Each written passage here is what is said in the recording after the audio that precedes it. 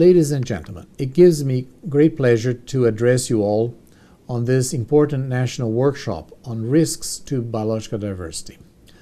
My memory is still fresh that last June, at the occasion of the celebration of the 20th anniversary of the Alexander von Humboldt Biological Resources Research Institute, I learned that the Humboldt Institute was planning this workshop towards a harmonized and integrated system to manage biological risks to biodiversity in Colombia.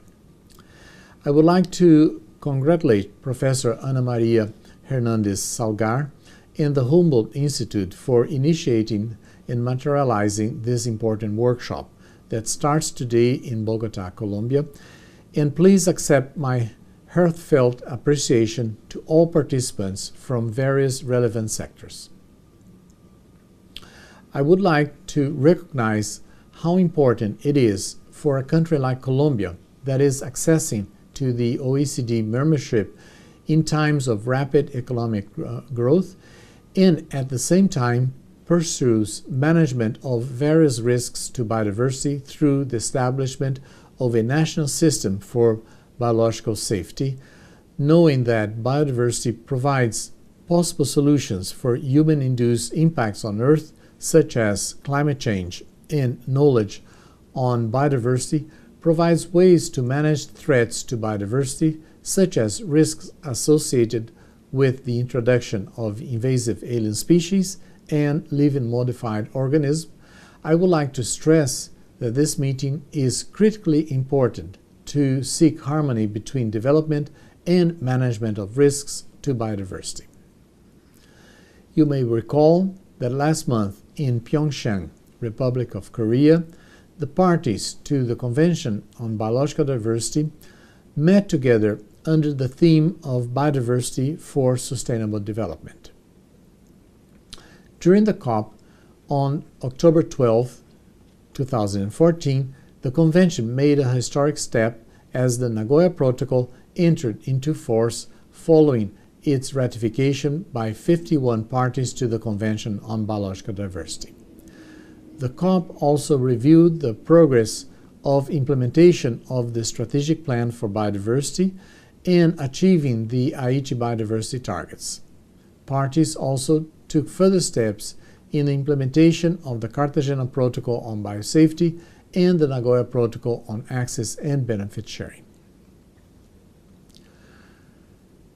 Ladies and gentlemen, I would like to express my sincere gratitude to all experts in biodiversity sciences, including many of you at this meeting, who provided up-to-date information on the status of biodiversity for the 4th edition of the Global Biodiversity Outlook, GBO4, with the data and analysis provided by the Biodiversity Indicators Partnership, in which over 30 research institutes and organizations participated, as well as the information provided by national reports submitted by parties. GBO4 revealed that there has been significant progress towards meeting some components of the majority of the Aichi biodiversity targets. However, in most cases, additional action is required to keep the Strategic Plan for Biodiversity 2011-2020 on course. Meeting the Aichi biodiversity targets will contribute significantly to the broader global priorities addressed by the post-2015 development agenda, namely reducing hunger and poverty, improving human health, and ensuring a sustainable supply of energy, food, and clean water. Incorporating biodiversity into the Sustainable Development Goals currently under discussion provides an opportunity to bring biodiversity into the mainstream decision-making. Regarding Aichi Biodiversity Target 9 on the biological risks of invasive alien species, GBO4 showed that governments are increasingly taking steps to control and eradicate invasive alien species. However, the overall rate of invasions with great economic and ecological costs show no sign of slowing.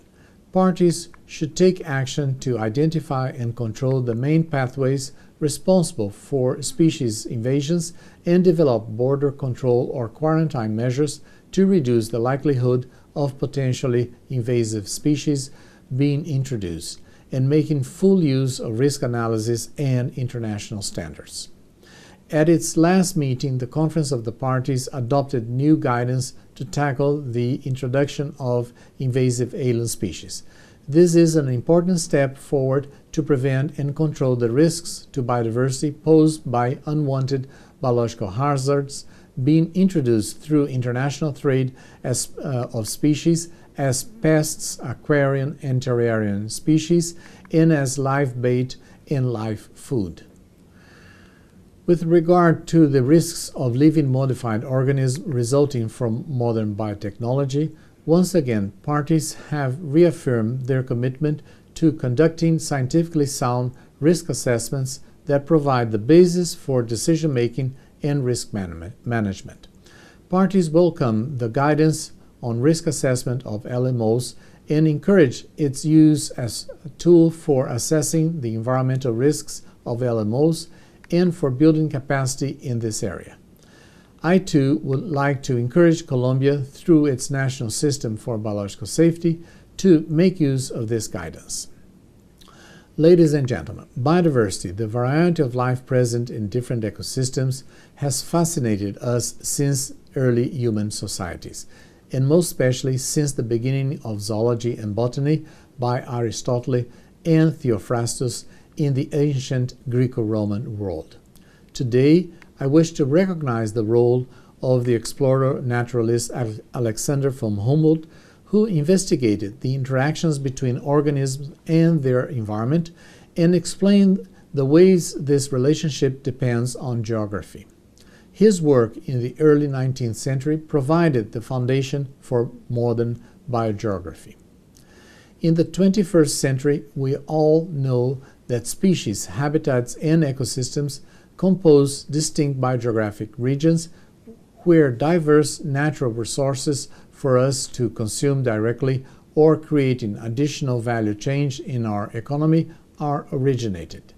The concept of biogeographic region also provides us an important insight on risks of invasions of alien species and living modified organisms that are new to the environment. We recall that the Convention on Biological Diversity was born in Rio 22 years ago with three aims: conservation and sustainable use of biodiversity and equitable sharing of benefits arising from the use of genetic resources.